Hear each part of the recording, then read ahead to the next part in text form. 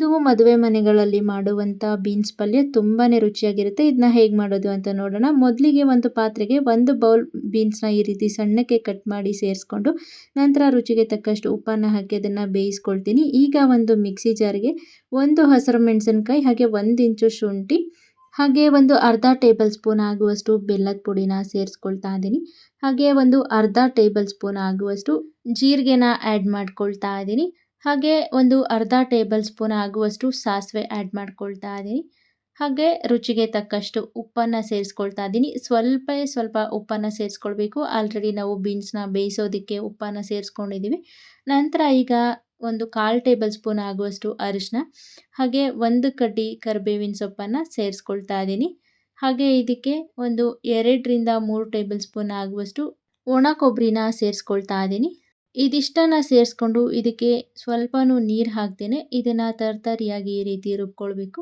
ನೋಡಿ ನಾನಿಲ್ಲಿ ರುಬ್ಕೊಂಡು ಬಂದಿದ್ದೀನಿ. ಈ ರೀತಿ ರುಬ್ಕೊಂಡ ಅಷ್ಟರಲ್ಲಿ ಈಗ ಬೀನ್ಸ್ ಕೂಡ ಚೆನ್ನಾಗಿ ಬೆಂದ್ಕೊಂಡಿದೆ. ಈಗ ಈ ಬೀನ್ಸನ್ನು ನೀರೆಲ್ಲ ಶೋಧಿಸ್ಕೊಂಡು ಮತ್ತೆ ಈಗ ಸ್ಟವ್ ಹಚ್ಕೊಂಡು ಈ ಸ್ಟವ್ ಮೇಲೆ ಒಂದು ಪ್ಯಾನ್ ಇಟ್ಟು ಅದಕ್ಕೆ ಒಂದು 2 ಟೇಬಲ್ ಸ್ಪೂನ್ ಎಣ್ಣೆ ಹಾಕಿ ನಂತರ ಸಾಸಿವೆ ಹಾಕಿ ಮತ್ತು ಸ್ವಲ್ಪ ಹಿಂಗನ್ನು ಸೇರಿಸಿ 1 ಟೇಬಲ್ ಸ್ಪೂನ್ ಕಡಲೆಬೇಳೆ ಹಾಗೆ ಕಟ್ ಮಾಡಿ ಇಟ್ಕೊಂಡಿದ್ದ ಒಂದು ಅರ್ಧ ಈರುಳ್ಳಿನ ಸಣ್ಣಕ್ಕೆ ಕಟ್ ಮಾಡಿ ಸೇರಿಸ್ಕೊಂಡು ಹಾಗೆ ಕರಿಬೇವಿನ ಸೊಪ್ಪನ್ನು ಸೇರಿಸಿ ಇದನ್ನು ಚೆನ್ನಾಗಿ ಫ್ರೈ ಮಾಡ್ಕೊಳ್ಬೇಕು.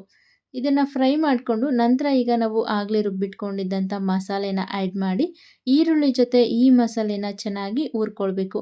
1 ರಿಂದ 2 ನಿಮಿಷ ಇದನ್ನು ಚೆನ್ನಾಗಿ ಈ ರೀತಿ ಹುರ್ಕೊಂಡು ನಂತರ ನಾವು ನೀರು ಬಸಿದಿಟ್ಕೊಂಡಿದ್ವಲ್ಲ ಈ ಬೇಯಿಸಿರೋ ಬೀನ್ಸು ಇದನ್ನು ಆ್ಯಡ್ ಮಾಡ್ಕೊಳ್ಳೋದು. ಈ ಬೀನ್ಸನ್ನು ಆ್ಯಡ್ ಮಾಡಿಕೊಂಡು ಈಗ ಸ್ಟವ್ ಲೋ ಫ್ಲೇಮಲ್ಲೇ ಇಟ್ಕೊಂಡು ಇದನ್ನು ಚೆನ್ನಾಗಿ ಬಾಡಿಸ್ಕೊಳ್ಬೇಕು. 1-2 ನಿಮಿಷ ಈ ಮಸಾಲೆ ಎಲ್ಲ ಈ ಬೀನ್ಸ್‌ಗೆ ಹೊಂದ್ಕೊಳ್ಬೇಕು. ಆ ರೀತಿ ಇದನ್ನು ಚೆನ್ನಾಗಿ ಮಿಕ್ಸ್ ಮಾಡಿಕೊಂಡ್ರೆ ಮದುವೆ ಮನೆ ಸ್ಟೈಲಲ್ಲಿ ಮಾಡುವಂಥ ಬೀನ್ಸ್ ಪಲ್ಯ ರೆಡಿನೇ ಆಗೋಯ್ತು. Thank you for watching.